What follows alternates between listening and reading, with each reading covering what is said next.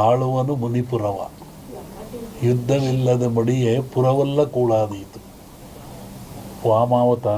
ವಿಷ್ಣು ವಾಮಾವತಾರದಲ್ಲಿ ವಾಮನ ಭೂಮಿ ಕೇಳಿದ, 3 ಅಡಿ ಭೂಮಿ ಕೇಳಿದ, ಎಲ್ಲ ಉಳಿತು. ಅಮೇರಿಕಾ ದೇಶದಲ್ಲಿ ಅಲ್ಲೇ ತುಳಿದವನ್ನ ವಿಷ್ಣು ವಾಮಾವತಾರದಲ್ಲಿ ಬಲಿಯ, ಅದನ್ನು ಮುನಿಪುರ ಅಂತ ಕರೆದರು.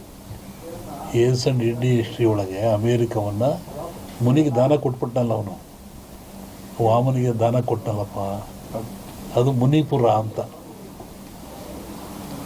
ಯುದ್ಧವಿಲ್ಲದ ಮಡಿಯ ಪುರವಲ್ಲ ಕೂಳಾದೀತು ಅಂತ. ಮುನಿಪುರ ಅಂದರೆ ಅಮೇರಿಕವನ್ನು ಮುನಿಪುರ ಅಂತ ಕರೀತಾರೆ.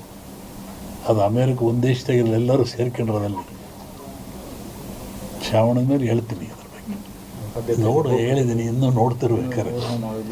ಹಿಂದೆಲ್ಲ ಹೇಳಿದ್ನಲ್ಲ, ಮೊನ್ನೆ ಹೇಳಿದ, ಕೆಲವು ಮುಳುಗ್ತವೆ ದೇಶಗಳು, ಕೆಲವು ಹೇಳ್ತವೆ, ಹೊಸ ರಾಜ್ಯಗಳು ಉತ್ಪತ್ತಿ ಆಗ್ತವೆ ಅಂತ ಮೊನ್ನೆ ಹೇಳಿದ್ನಲ್ಲ. ಮತ್ತು ಮದ್ದಿಲ್ಲದ ಕಾಯಿಲೆ ಬರುತ್ತೆ, 5 ವರ್ಷ ಇರುತ್ತೆ ಕಾಯಿಲೆ ಅದು. ಮತ್ತು ಕೊರೋನಾ ಬಂತು, ಇದು ಇನ್ನೊಂದು ರೂಪವನ್ನು ತಾಳುತ್ತೆ. ಆದರೆ ಸಾವು ನೋವು ಕಮ್ಮಿ, ಕಾಯಿಲೆ ಮಾತ್ರ ಈ ಸಂವತ್ಸರದಲ್ಲಿದೆ. ಹೊಸ ರೋಗ ಉತ್ಪತ್ತಿಯಾಗಿ ಉಸಿರಿಗೆ ಸಂಬಂಧಪಟ್ಟದ್ದು, ಜನ ಆ ಥರ ಸಾಯ್ತಾರೆ. ಆಗ ಭೂಮಿ ಹೇಳಿದ, ಭೂಮಿ ಗುಡ್ಡ ಬಿಡಿ ಉಳ್ತವೆ ಅಂತ ಹೇಳಿದ್ದ ನಾನು. ಬೆರೆಯುತ್ತೆ, ಉಳುತ್ತವೆ, ಸಮುದ್ರ ಜಲಬಾಧೆ, ಜನ ಸಾಯ್ತಾರೆ ಮೊನ್ನೆ ಹೇಳಿದ್ನಲ್ಲ. ಹೇಳಿ. ಸಚಿವರು ಭೇಟಿ ಕೊಟ್ಟವರು, ಕೇಂದ್ರ ಸಚಿವರಾದ್ಮೇಲೆ ಅವರು ಸೋಮಣ್ಣವರು ಸುಮಾರು 30-40 ವರ್ಷಗಳಿಂದ ಇಲ್ಲಿಗೆ ಬರ್ತಾ ಇದ್ದಾರೆ. ಅವರು ಏನು ಅಧಿಕಾರದಲ್ಲೇ ಇದ್ದಾಗ, ಜನತಾ ಬಜಾರ್ನಲ್ಲಿ ಕೆಲಸ ಮಾಡ್ತಿದ್ದಾಗ ಇಲ್ಲೇ ಬಂದು ಉಳ್ಕೊಂಡು ಹೋಗ್ತಾಯಿದ್ರು. ಅವಾಗಿನಿಂದ ಮಠದ ಮೇಲೆ ಭಕ್ತಿಯಿಂದ ನಡ್ಕೊಳ್ತಾ ಇದ್ದಾರೆ. ಮೊನ್ನೆ ತುಮಕೂರ ಗೆದ್ದೆ ಮಂತ್ರಿ ಆದೇ ಬರೋಕ್ಕಾಗಿಲ್ಲ, ಮಠಕ್ಕೆ ಬರ್ತೀನಿ ಅಂತವ್ರು ಅದನ್ನೇ ಬಂದರು. ಈಗಲೂ ಅದನ್ನೇ ಹೇಳ್ತಾಯಿದ್ರು, ನಾನು ಜೀವನದಲ್ಲಿ ಮಠ ಬರ್ತಿಲ್ಲ, ಏನಾರ ಅನ್ನ ತಿಂದು ಇಲ್ಲಿಂದ ನಾನು ಭಕ್ತ ಬಂದು, ನಾನು ಭಕ್ತಿಯಿಂದ ಬಂದಿದ್ದೀನಿ, ಮಂತ್ರಿಯಾಗಿ ಬಂದಿಲ್ಲ, ಶಿಷ್ಯನಾಗಿ ಬಂದಿದ್ದೀನಿ ಅಂತ ಹೇಳಿದರು. ಹಂಗೆ ಅವ್ರು ಒಳ್ಳೆಯದಾಗಲಿ, ಯಶಸ್ಸಾಗಲಿ ಅಂತ ಹಾರೈಸ್ತೀವಿ. ಸಂಕ್ರಾಂತಿ ಕಳೆದ ಮೇಲೆ ಒಂದು ಯೋಗ ಇದ್ದಂಗೆ ಕಾಣಿದೆ. ಇವರಿಗೆ ಅಂತಲ್ಲ, ರಾಜ್ಯ ಮಟ್ಟದಲ್ಲಿ ಒಂದು ಉನ್ನತ ಯೋಗ ಅವಕಾಶ ಇದೆ. ಹೋಗಿದ್ದಾರಲ್ಲ, ಅದು ರಾಜ್ಯದ ಮಟ್ಟದ್ದು. ನಿಮ್ಮ ರಾಜ್ಯದ ಮಟ್ಟಕ್ಕೆ ಸಂಕ್ರಾಂತಿ ಮೇಲೆ ರಾಜಕೀಯ ವಿಪ್ಲವ ಆಗೋ ಲಕ್ಷಣ ಇದೆ. ನಾನು ಮೊದಲೇ ಹೇಳಿದ್ದು, ಯುದ್ಧಗಳಾಗ್ತದೆ, ಜಲಪ್ರಳಯವಾಗ್ತದೆ, ವಾಯುಪ್ರಳಯ ಆಗ್ತದೆ, ಭೂಪ್ರಳಯವಾಗ್ತದೆ, ಎಲ್ಲ ಜನ ಸಾಯ್ತಾರೆ, ಆಕ್ರಮಣ ಹೆಚ್ಚಾಗ್ತವೆ, ಮೇಘ ಸ್ಫೋಟ ಆಗ್ತದೆ ಅಂತ ಹೇಳಿದ್ದೆ ನಾನು. ಇನ್ನೂ ಒಂದು ಮೇಘ ಸ್ಫೋಟ ಆಗೋದ್ರಿದೆ,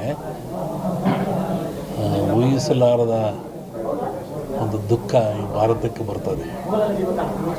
ಪ್ರಕೃತಿದತ್ತವಾಗಿ ಆಗ್ತದೆ ಮೇಘ ಸ್ಫೋಟ. ಅದನ್ನು ಹೇಳಿದ್ನಲ್ಲ, ಮನೆಯಲ್ಲೂ ಹೇಳಿದ್ದೆ ನಾನು ಮನೆಯಲ್ಲಿ. ಒಟ್ಟಿಗೆ ಜನಜೀವನ ಅಸ್ಥಿರ, ಯಾವಾಗ ಮನೆಗೆ ಬರ್ತಾನೆ ಹೋಗ್ತಾನೆ ಅಂತ ಹೇಳೋದು ಕಷ್ಟ. ಅಸ್ಥಿರ ಇನ್ನೂ ಜಾಸ್ತಿ ಆಗ್ತದೆ. ಅದರಲ್ಲಿ ಅರಸನಾಲಯಕ್ಕೆ ಕಾರ್ಮೋಡ ಕವಿದೀತು. ಅದು ರಾಜ್ಯಕ್ಕೂ ಇದೆ, ಸೆಂಟ್ರಲ್ಗೂ ಇದೆ. ಹಿಂದೆ ಹೇಳಿದ್ದು 2-3 ಜನ ಪ್ರೈಮ್ ಮಿನಿಸ್ಟರ್ ಕೊಲೆ ಆಗ್ತಾರೆ, ಸಾಯ್ತಾರೆ ಅಂತ, ಅದು ಆಗ್ತದೆ. ಸಂವತ್ಸರ ಪರದಲ್ಲಿ ಕಷ್ಟ, ಬಡ ಲಕ್ಷಣ. ದ್ವೇಷ, ಅಸೂಯೆ, ಈ ಮಧ್ಯೆ 1-2 ಬಲಿ ಆಗ್ತಾರೆ. ಹೇಳಿದ್ದಲ್ಲ, ಸಂಕ್ರಾಂತಿ ಮೇಲೆ ವಿಪ್ಲವ ಆಗೋ ಲಕ್ಷಣ ಇದೆ. ಇಲ್ಲ ಸರ್, ಸಿದ್ದರಾಮಯ್ಯಗೆ ತೊಂದರೆ ಇಲ್ಲ, ಮೂಡ ಬರುತ್ತೆ, ಮೂಡ ಹೋಗುತ್ತೆ ಅಷ್ಟೇ. ಏನು ಆಶೀರ್ವಾದ ಬಂದಿಲ್ಲ, ಆಶೀರ್ವಾದ ಆಗಿತ್ತಲ್ಲ. ಹೇಳಿದ್ನಲ್ಲ, ಜಲಕಂಟಕ ಇದೆ, ಎಲ್ಲ ಡ್ಯಾಮ್ಗಳು ತುಂಬುತ್ತವೆ ಅಂತ ಹೇಳಿದ್ದೆ ನಾನು. ಇದೆಲ್ಲ ನಡೆದಲ್ಲಿ ಹೇಳಿದ 20-25 ದಿವಸ ಧಾರವಾಡದಲ್ಲಿ ಹೇಳಿದ್ದು ನಾನು. ಇದು ನಡೆದಿರೋದೆಲ್ಲ ಮುಂದೆಲ್ಲ ಅದೇ ಅನಿಷ್ಟ ಜಾಸ್ತಿ. ಆಮೇಲೆ ಕರ್ನಾಟಕ ಪೊಲಿಟಿಕ್ಸು, ಒಬ್ಬ ಸನ್ಯಾಸಿ ತಪಸ್ಸಿ ಕೂತಿದ್ದಂತೆ. ಒಬ್ಬ ಬೇಡ ಒಂದು ಜಿಂಕೆ ಉಡಿಸ್ಕೊಂಬಂದಂತೆ ಕೊಲ್ಲಕ್ಕೆ ಅಂತ. ಅವನ ಮುಂದೆ ಹೋಯ್ತಂಥದ್ದು ಜಿಂಕೆ. ಅವನು ಬೇಡ ಬಂದ, ಏನು ಸ್ವಾಮಿ ಇಲ್ಲಿ ಜಿಂಕೆ ಓತ ಅಂತ ಕೇಳಿದ. ಇವನು ಹೇಳಿ ಕೇಳಿ ಸನ್ಯಾಸಿ. ಅವನಂದ ಈ ಓತು ಅಂತ ಹೇಳ್ಬಿಟ್ರೆ ಕೊಂದು ಬಿಡ್ತಾನೆ. ಆ ಕೊಂದು ಪಾಪ ನನಗೆ ಬಂದುಬಿಡುತ್ತೆ. ಇಲ್ಲ ಅಂತ ಹೇಳಿದ್ರೆ ಸುಳ್ಳು ಹೇಳಿದ ಪಾಪನೂ ಬರುತ್ತೆ ನನಗೆ. ಏನು ಮಾಡೋದು ಅಂತ ಯೋಚನೆ ಮಾಡಿದ್ದಂತ.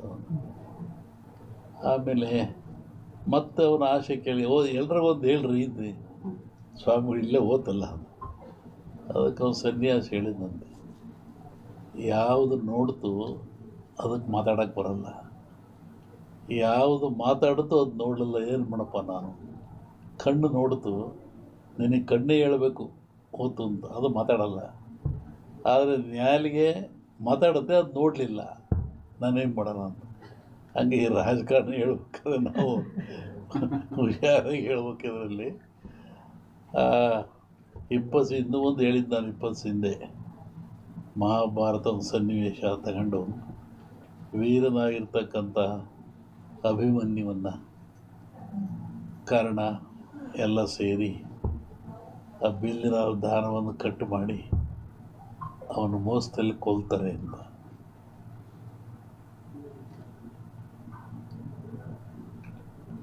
ಆಮೇಲೆ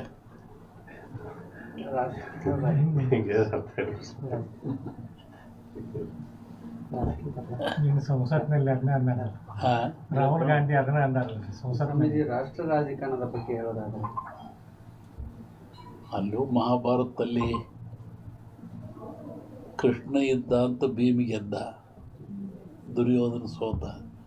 ಇಲ್ಲಿ ಕೃಷ್ಣ ಇಲ್ಲ, ದುರ್ಯೋಧನ ಗೆಲ್ತಾನೆ, ಭೀಮ್ ಸೋಲ್ತಾನೆ. ಇದನ್ನು ಅವತ್ತು ಹೇಳಿದ್ದೆ ಅವನಲ್ಲಿ. ಕರ್ನಾಟಕ ರಾಜ್ಯದ ಮುಖ್ಯಮಂತ್ರಿಗಳ ಬದಲಾವಣೆ ಆಗೈತೆ, ಅದು ಸಮಯ CM ಬದಲಾವಣೆ ಆಗೈತೆ. ಈಗ ಹೇಳಿದ್ನಲ್ಲಿ ಅಭಿಮನ್ಯುವನ್ನು ಮೋಸದಲ್ಲಿ ಕತ್ತರಿಸ್ತಾರೆ ಅಂತ. CM ಬದಲಾವಣೆ ಶುರು ಸದ್ಯಕ್ಕೆ ತೊಂದರೆ ಕಾಣ್ತಾ ಇಲ್ಲ. ಬಟ್ ಮುಂದೆ ತೊಂದರೆ ಇದೆ. ಹೇಳಿದ್ನಲ್ಲ ಸನ್ಯಾಸಿ ಕತೆ, ನಮ್ಮನ್ನು ಅಡ್ಡಾಡ್ದಾಗ ಮಾಡಿಬಿಡ್ತೀರ. ಆಮೇಲೆ ನನ್ನ ಪಾರ್ಲಿಮೆಂಟ್ ಅಂತ ಕೇಳಿರು ಧಾರವಾಡದಲ್ಲಿ ವರ್ಷದ ಹಿಂದೆ. ನಮ್ಮ ಊರಿಗೆ ಬಿಡ್ಸಲ್ಲಪ್ಪ ಹೇಳ್ಬಿಟ್ಟು ನಾನು ಇದನ್ನು. ಯಾಕೆಂದರೆ ಈಗ ಈ ಜನರು ಇದೆಲ್ಲವನ್ನ ಒಂದು ಮನಃಶಾಂತಿಯಿಂದ ತಗೊಳ್ತಾ ಇಲ್ಲ, ದ್ವೇಷ ಭಾವನೆಯಿಂದ ತಗೊಳ್ತಾ ಇದ್ದಾರೆ. ಮತ, ಹಾಂ, ಮತ ಅಂದರೆ ಒಪ್ಪಿಗೆ ಅಂತ, ಮತ ನೀಡುವುದು ಒಪ್ಪಿಗೆ ಅಂತ. ಆತ್ಮಸಾಕ್ಷಿಯಾಗಿ ನಿಮ್ಮ ಮತವನ್ನು ನೀವು ದಾನ ದಾನ ಮಾಡ್ತಾ ಇಲ್ಲ, ಪರ್ಚೇಸ್ ಮಾಡ್ಕೊತ ಇದ್ದಾರೆ ಅವರು. ಹೀಗಾಗಿ ರಾಷ್ಟ್ರ, ರಾಜ್ಯ, ರಾಜಕೀಯ ಯಾವಾಗ ಎಲ್ಲಿವರೆಗೂ ನೀವು ಕೂಡ ಮತ ಪರ್ಚೇಸ್ ಆಗುತ್ತೆ ಅಲ್ಲಿವರೆಗೂ ಲಾಭ ನಷ್ಟ ಇರೋದೆ. ಲಾಭ ನಷ್ಟ